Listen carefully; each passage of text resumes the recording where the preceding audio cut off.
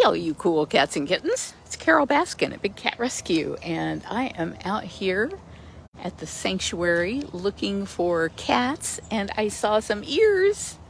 I saw some cute little ears there. I believe this is Nala.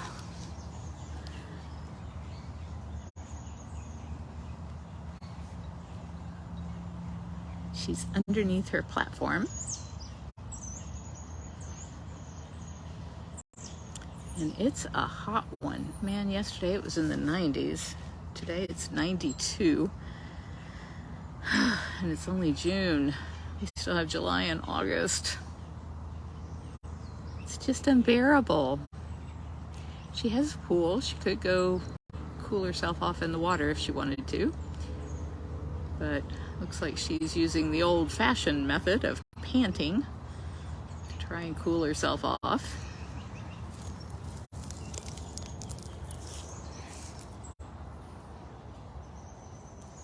Hey everyone, hello, hello, hello. I've got this in portrait mode so that I can actually see your comments. This would be, oh, there's Ginger over there. So we'll go over and, ooh, sorry about that. I had you zoomed way too far in.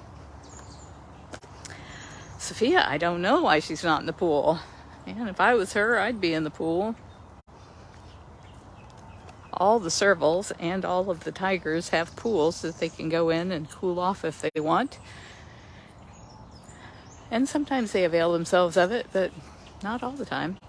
Simba tiger is still on vacation rotation, and I think I actually spy a tiger. Oh, I don't know if you guys are going to be able to see him.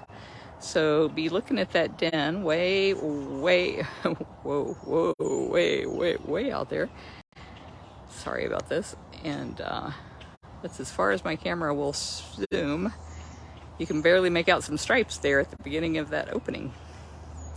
And he could be in the pool if he wanted to. He's got that whole pond over there he could be swimming in, but he's hanging out in his den. The dens are pretty cool. They're 4 inches of concrete reinforced with rebar, and then plants and stuff on top to help make them cooler. Hey, Ginger Serval. Can we come say hello to you? Not if I get too close. Hi. Are you staying cool? You got all your toys under there?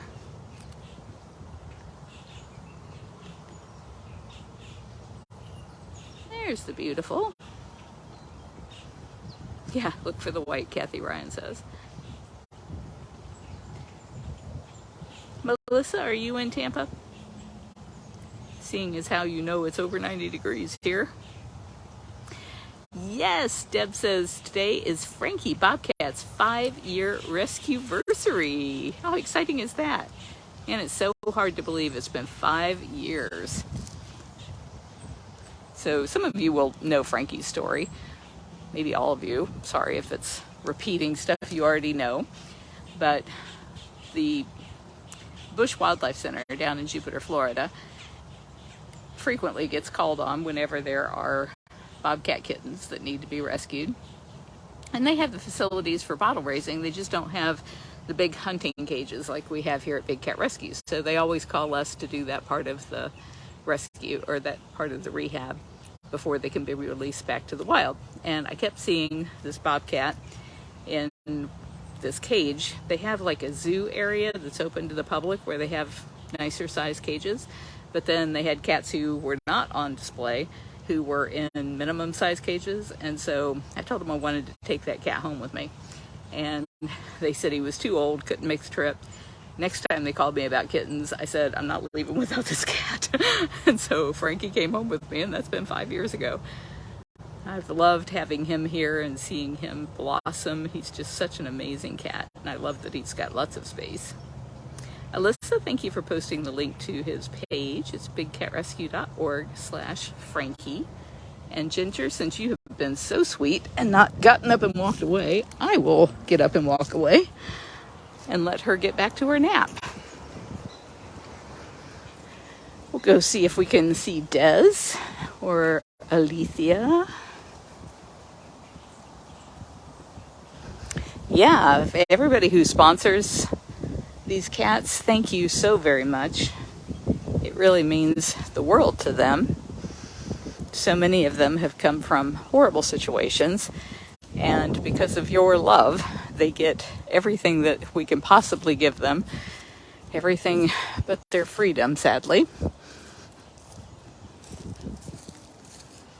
And for those who don't understand why we can't set them free, it's not legal, and it wouldn't be ethical to turn a cat out into the wild that has been, in many cases, declawed, some of them defanged or their fangs filed down, not raised by their moms, so they don't know how to hunt. They just go out there and starve to death, so that would be a terrible thing, and it's not legal, so that's why we can't do it. But what we can do is get all of you to work with us to end the practices that cause these cats to be bred for life in cages. They should not be bred for life in captivity. They're not suited to it. They want to be free. They're wild at heart. All right, where's Des? Des, serval. Are you in your den? You are not in your den.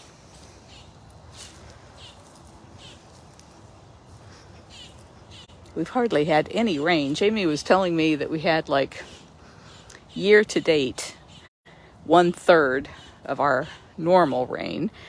And there he is. Where can I best see you from? And only 1/4 of the rain that we had last year. Last year did not seem that rainy. Can I see your face from here? No. Everybody's under these platforms. Yeah. Thank you. I love you too.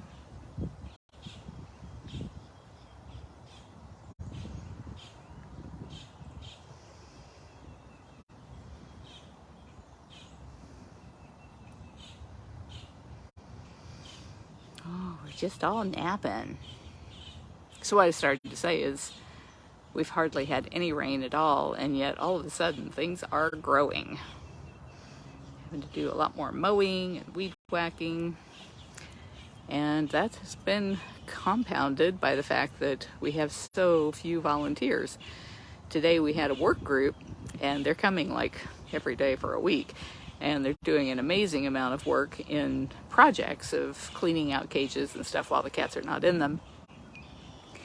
But I think Afton only had one other volunteer this morning, and so she was having to do everything. That's really, really stressing our volunteers that there are so few people coming in to help. And I can understand it.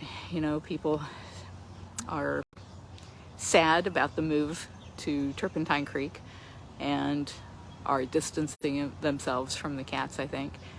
But man, it makes it hard on some days to be able to provide the level of care that we want to provide to them until their spaces are ready in Eureka Springs.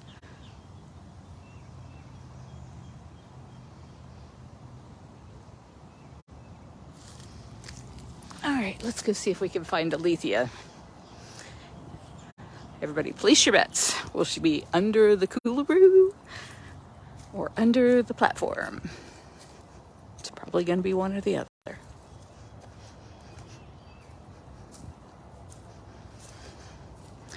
The cage building in Eureka Springs has been slowed a little bit because they've had so much rain. Their weather has been glorious temperatures. Every morning when I'm having breakfast, I check Tampa's temperatures and I check Eureka Springs. And it's always like, oh man, wish we were there because that's a whole lot nicer weather. Okay, well, she's not under the coolaroo. So whoever said under the platform is probably a winner. Man, look how fast this grass has grown. It's crazy.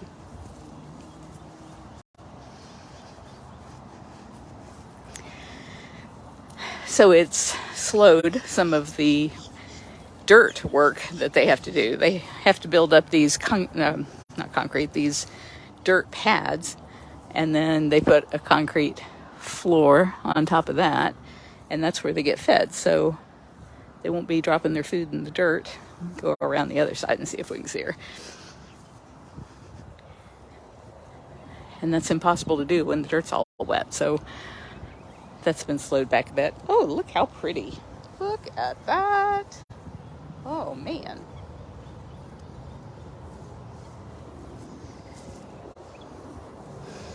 Are we in here, little miss? I am not seeing her. Do you guys see her? No. Well, where could she be? Where, oh, where could my serval be?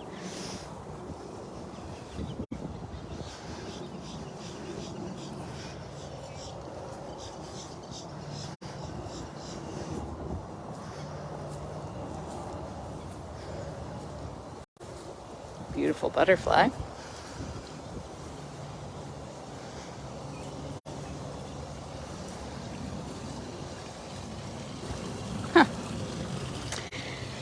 Well, the nice thing about exotic cats is they are made to be apex predators and excellent hunters, and they just have an amazing ability to disappear. Just totally disappear into the landscape.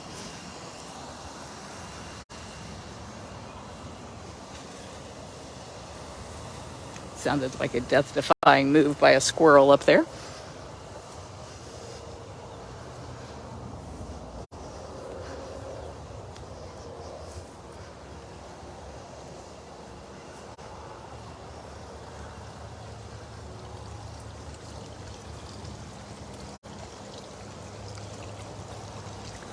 Pretty good example of how clear the water is. Can you guys see that?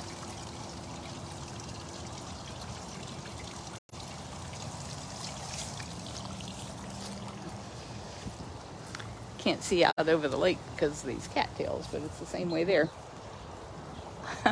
Ginger's like, oh, no, not again. Hi. I'm further away. Does that work? You okay if I stay way out here?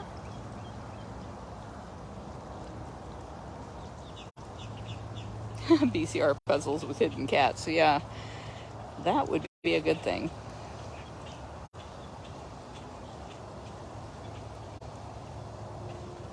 She's like, if I don't look at you, will you go away?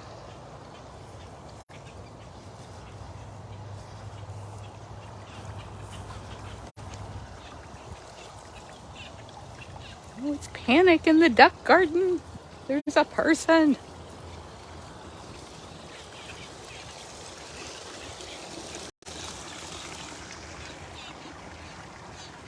I love the sound of these ponds running.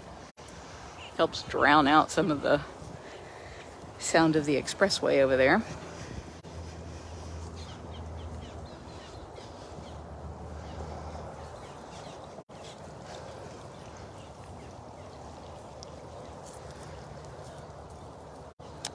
Wonder if we can catch a glimpse of Zukari.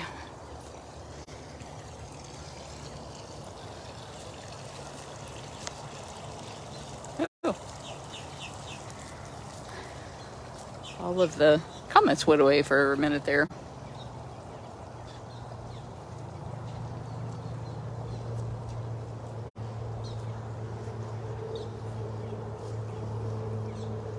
Where's Waldo, Big Cat Edition?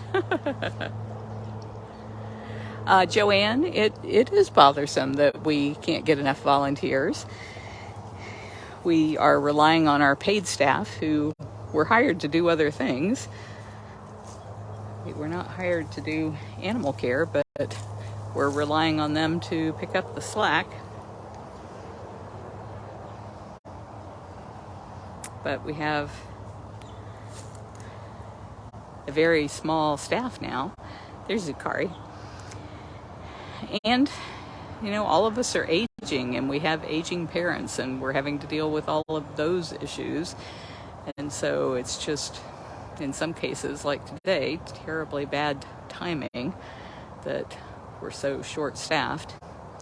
But I can assure you that no matter what, we will make sure that every day these cats get good food to eat, clean water, and their cages get cleaned. An awful lot of the projects like Mowing the grass may have to wait until we have a few more people. Usually on the weekends we have a few more. But it is, again, one reason why we had decided to move the cats to Turpentine Creek, where we only have, 10 paid staff, and several of those don't even live in the state. They work from virtual locations. Turpentine Creek had more than 30 keepers, and those were people actually paid to be there taking care of the animals. So we felt like they were in a much better position to take care of these animals long term. We will fund that care. We're funding the cages that we're building for our cats there, and the cages are going to be bigger than what our cats have here. They're going to have pools and dens and heated dens. And so all of that is very expensive. I think it's something like $1.8 million we're having to invest and make sure that our cats are going to be comfortable there. And then there's all of the issue of transporting the cats, and then we will fund the care of our cats for the rest of their lives. So we really depend on our donors not jumping ship. I hope our donors will care enough about these cats to want to follow them to their new homes and help us take care of them there. And I'm very excited about some of the work that Big Cat Rescue is going to pivot to do. If not for all of you helping us pass the Big Cat Public Safety Act, we'd be looking at another year of spending a freaking fortune, both the sanctuary funds and me personally, and sometimes Howie and Jamie, of our own money, to get a bill passed that would keep people from abusing big cats and having them as pets. But thanks to all of you who have helped these past 20 some odd years, we finally passed that bill in December of last year. It became a federal law that there's no longer cub petting allowed, and the private owners have to register by June the 18th, which is coming up in just a few days. If they register their cats, they can keep the ones they have. They just can't buy or breed more. And if they don't register by June the 18th, then there is no mechanism by which they can keep their cats. Law enforcement, if they find them, has to take them. And of course, they are working with the sanctuary community to place them in legitimate homes so they don't end up in bad places. But, which, in most cases is probably the best thing for the animal.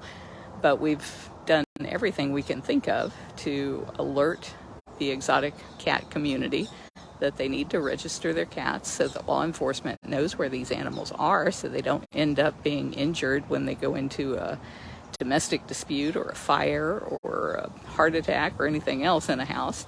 They need to know whether or not there's lions and tigers and leopards in there. So I'm hoping people will comply. I don't think people ever keep their cats for very long, so they'll ultimately end up in sanctuaries, I believe.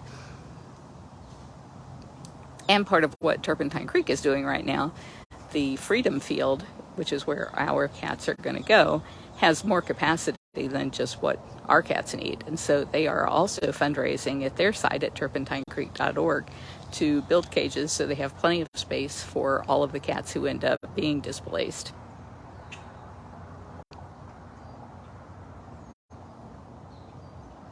Darbad, you're right. This does infect the entire world. So even though the Big Cat Public Safety Act is a United States federal bill, it still sets such a great example for the rest of the world.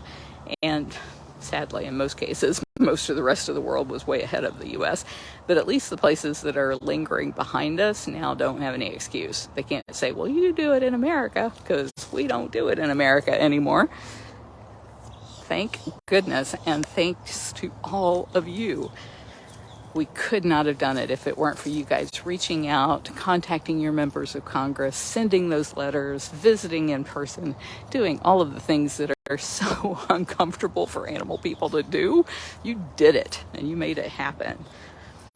Right now, the big thing is, I'm part of the Big Cat Sanctuary Alliance Advocacy Committee, because I think advocacy is the most important thing any sanctuary can be involved in.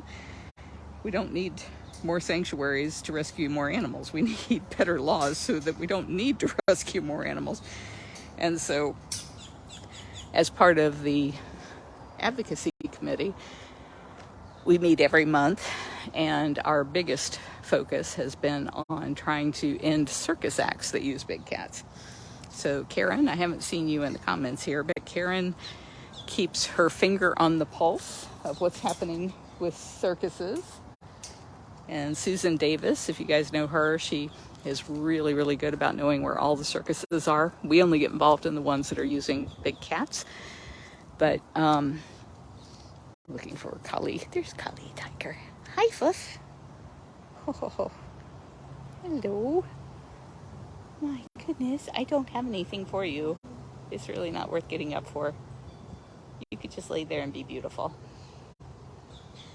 See, I have nothing. Nothing in my hands.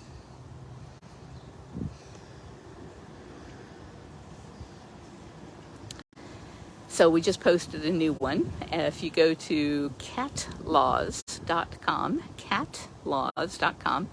you'll see all of the alerts where you can take action for free.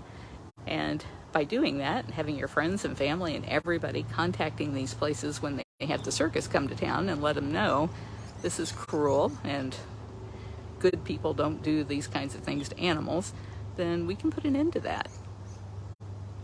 I know there's been some legislation that keeps getting introduced year after year to try and end these traveling acts, and I applaud Animal Defenders International. They've been the primary driver behind that, but I think this problem is small enough that we can actually fix it by just never giving them a break, just constantly nagging everywhere that they go, letting everybody in that town know that circuses are not cool, that they're cruel, and that these animals don't have fun in the circus. They're abused and exploited, and this is no way to teach our children. So I think we can put an end to that this year. I'd like to set a challenge for that. I've been listening to this book called Bold by Peter Diamandis. He is such a forward thinker. And as I was listening to the book, I'm realizing he's making predictions in the book about what's going to happen in 5 years, what's going to happen in 10 years in technology and in healthcare and in education and all of these areas where he's interested. And all of a sudden, I realize, oh my goodness, this book was written in like 2013. And so all these predictions that he keeps making, I'm like, well, that's already happened. That's already happened. Well, that's already happened. And he's even talking about artificial intelligence and all of the things that we're seeing right now with that and all of the amazing leaps forward. And he predicted these things years ago in this book called Bold. But one of the things that he also did, he was involved in something called the X Prize. And he said the reason he called it the X Prize was he started looking at when did things, when things were really at their worst and we couldn't figure out a solution for it, how did we get past that hurdle? And so he was talking about when the, if you guys remember, I think it was like back in 2010, that oil rig out in the Gulf blew up and was pouring oil into the Gulf of Mexico, and it was killing all of the sea life and the birds, and the beaches were covered in oil. And they had used everything they could possibly think of to try and mop that mess up while that thing was still spewing oil because nobody could figure out how to shut it off. And BP Oil, I think it was BP Oil, owned that platform.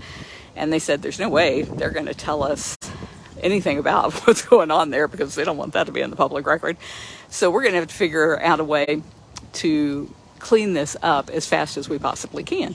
And I don't remember the statistics, but they ran a contest and they had 300 people enter the contest on better ways to clean it up. And then they narrowed it down to 5, I think. And of the 5, the person who won the contest had come up with, and it was a group actually of people, they came up with a way that was 4 times faster, more effective, and better on the environment for cleaning up the oil spill. And what was amazing about that, and these were people that were in the oil industry, and so they had a history of knowing how to deal with those things when they innovated on creating this way that was 4 times better. And they did it for like $1 million prize. And the prize, I think they had called it That might have been one of the first X prizes. But anyway, he was saying X was just like a placeholder. They thought it'd have to be named after somebody or something like that. And so this X prize ended up being called the X prize. And so now it's for all kinds of things like traveling to space and all manner of things, that they have these huge purses that people compete for. And what I loved about the oil spill example was one of the top five contenders was a tattoo artist. He had zero experience in cleaning up oil, but they actually had them do demos in this area where it was like, I think they said something like 27,000 gallons of oil that they had to mop up in a contained situation to show whether or not their way would work. And one of the top contenders was a tattoo artist with no experience who just looked at the problem and said, I think this would work, and did. So you never know where innovation is going to come from. Hi, Simba. I don't want to wake him. I may startle him right out of his skin. He loves this area. It's between, he has that big open air cage down there. He's got this roofed cage. He's got this roofed cage here. He's got 2 or 3 more going all the way back to the trailer back there. And then he's got this tunnel that goes between the 2 cages, and it's like one of his favorite spots in the world is to be in this little tiny tunnel. When I was talking to Scott and Tanya about building cages out in Eureka Springs for the cats, I said, you know what? If I knew then what I know now, I wouldn't have built all these great big huge cages. I would have just built tunnels. It would have been tunnels everywhere. I think they would love that. The public would think it was crazy, but the cats would love it.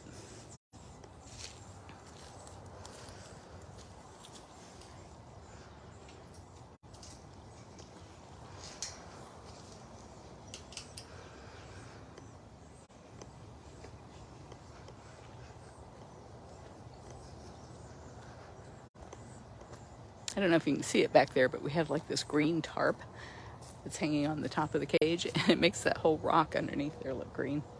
Hi, Aria. Oh man, she looks tired too. Let's get a better view of Aria.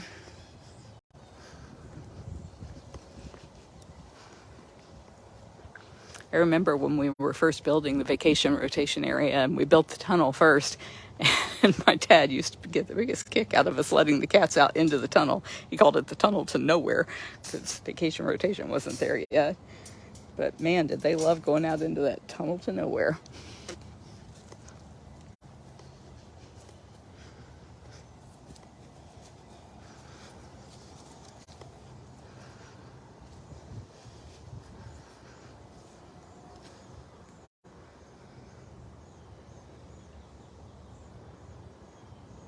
There she is. There's the beautiful. Deanne, thank you for posting the link to bigcatrescue.org/Aria. Kathy, I absolutely agree. I think social media has become a place where people just go to whine and they don't go to collaborate. So when I was listening to this book, Bold, I was thinking, what kind of a prize could we offer to our supporters? And part of what he was saying in the book is that it's not money.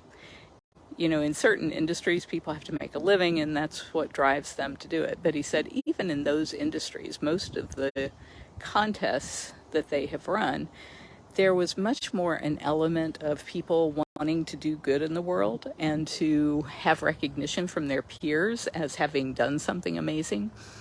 And so as I think about, you know, there's a few of these issues that I really want to put to bed. I think the work that we're going to do to try and save the wildcats from extinction in the wild, it's going to take the rest of my life. It's going to be a lot of work, and I don't know that I can make a meaningful impact with the rest of my life. This issue with captive big cats, the very first day that I knew about it, I thought to myself, I can fix that, and felt confident that I could do it, even though it proved to take a lot longer than I thought it should. But when it comes to saving cats in the wild, it's like, oh man, that is really daunting. really daunting. And so it's like, it's got me feeling kind of adrift right now. Like I don't know quite how to lay out the battle plans for this to really make an impact on wild spaces and wild cats. There's things that we do, and I think they're the best things that can be done currently, but there's got to be better ways. And so what kind of an X Prize could we offer that would be meaningful to the people who participate and get a lot of public collaboration in thinking of the things that each of us can do to influence our sphere of people and maybe even reach outside of our immediate spheres of influence and try to make a difference. Like with the contacts that Karen sent me, there were like 50 people in the cities where the circus is going to go that are decision makers in the city. So people that work for maybe some of the sponsors that are going to be at the circus, or people who are in the community on boards of county commissioners, or on, I can't think of the name of what it is, like Chamber of Commerce. And so those are the kinds of people that we send the letters to when we ask you to go to catlaws.com and send a letter. It goes out to all those people, and we pre-write the letter for you to make it as easy as possible. But what kind of a prize would I have to offer to where enough people would be like, you know what? This is meaningful to me, and I'm going to be the person who's going to stop this city from ever having a circus with wild animals again. What kind of thing would motivate people to do that? And so that's what's been rattling around in my head as I'm listening to this book, Bold, by Peter Diamandis. How can we gamify this situation and make it such that the people who do that work are recognized for really thinking outside the box and doing the things necessary to get support in these cities for ending the circuses? Or I don't want to end the circus, but I want to end the circuses that use wild animals. They can use people all they want, but not going to be exploiting big cats.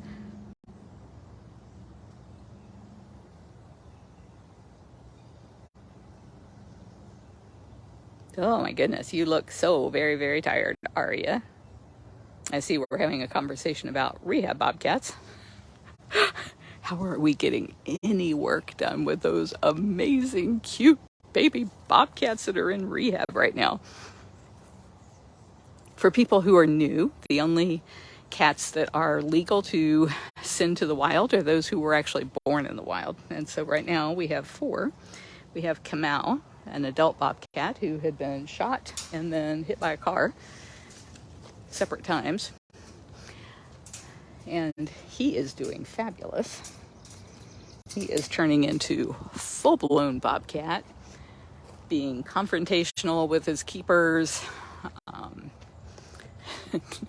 not taking any lip off you I love bobcats because that's how they are. They're so tiny, and they're just like, oh, you just bring it. You are so wrong if you're gonna underestimate me.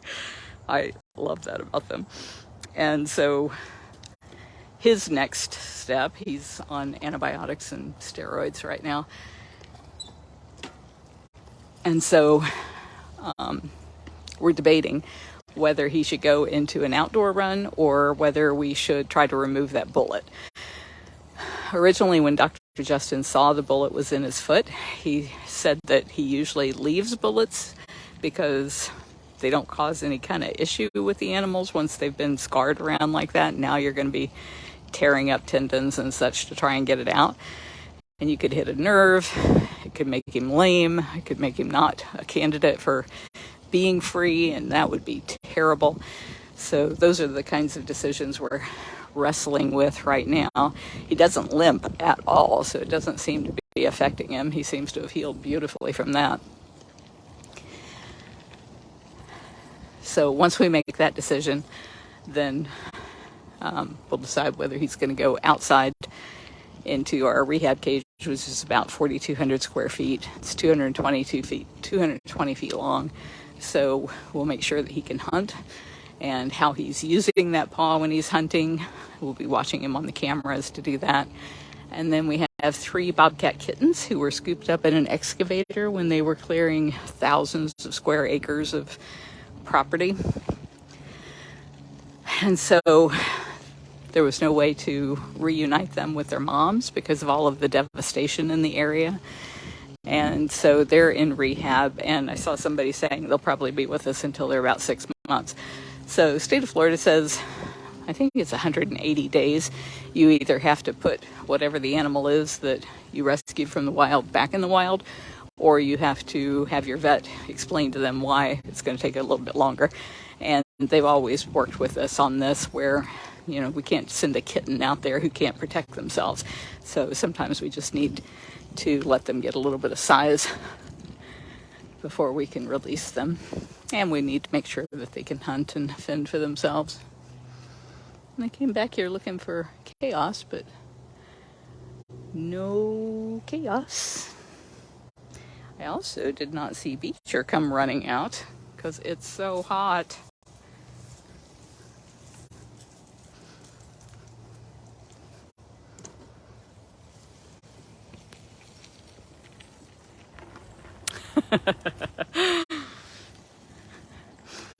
Kathy was saying, do you know how hard it is to leave the camera when you're watching those babies? So there's live cameras on them all the time, and we have a lady, Christine, who watches them at night. So if there's any emergency, she can alert Deb, and then Deb alerts Jamie or Afton or Gail or whoever's close by.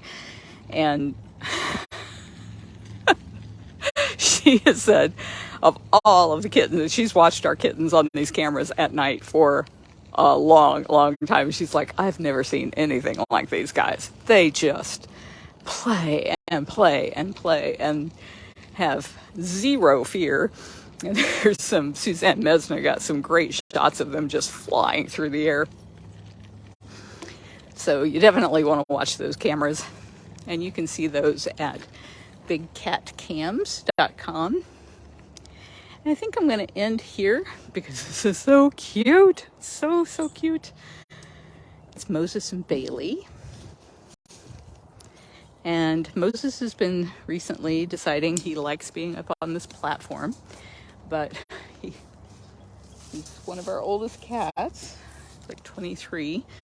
And we were afraid he was going to fall off, so they built rails for him. And now Bailey has been like, well, if he's going to sleep up there, I'm going to sleep with him. Yeah, you with your bud? I'm with my buddy. He's my buddy. That's Bailey looking at us. And Moses sleeping in the background. And she's hot too. I know, it's so hot. At least they have shade.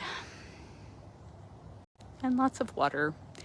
And, well, I was going to say, and they'll get some popsicles later made out of the blood that we drain off of the cat food. I guess it is what it is. That we drain off of the meat each day. Or tuna melts or sardini martinis, all of that kind of stuff. I hope there's enough people here to be sure and hand those out today. We'll have to go check.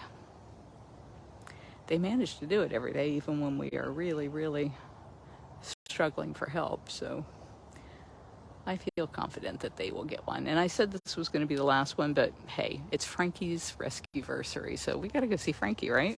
Let's go do that. We're going to pass Shiloh.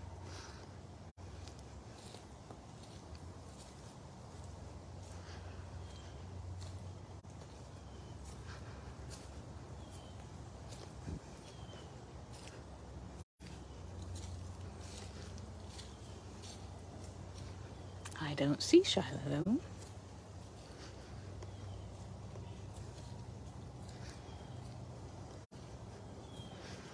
Again, I want to say thank you to everybody who has been with us all these years, who have helped us pass this amazing bit of legislation, the Big Cat Public Safety Act, that ends cup petting, phases out private ownership of big cats.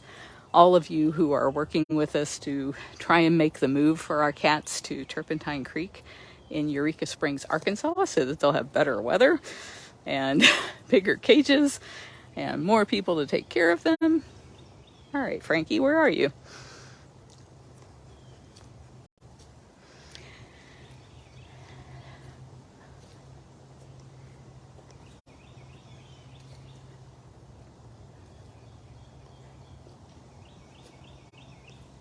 Where's the Frankie? Are you doing whatever you want to do because it's your 5-year rescue-versary? Yeah, you are the cat of the hour.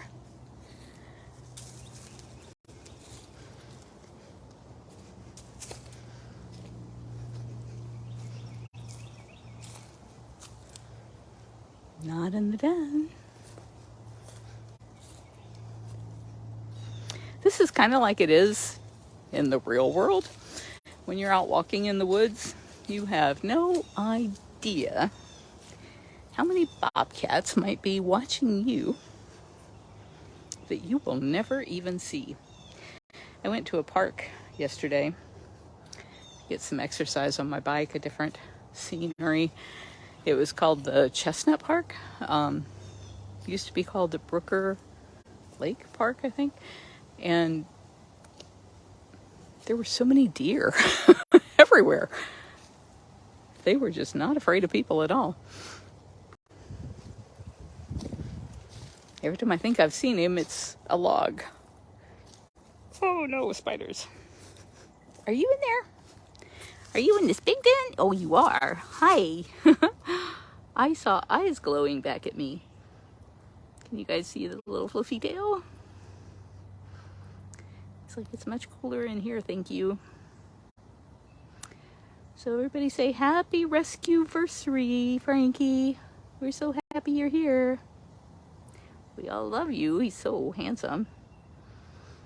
So very handsome. Such a twitchy tail.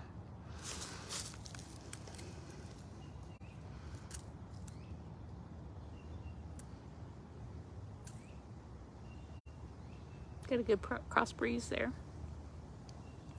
All right, thank you everybody. Thank you for joining me. It's been lovely to be able to spend the afternoon with you. Cat's telling me to go cool off. I think I may swim across the lake on the way back.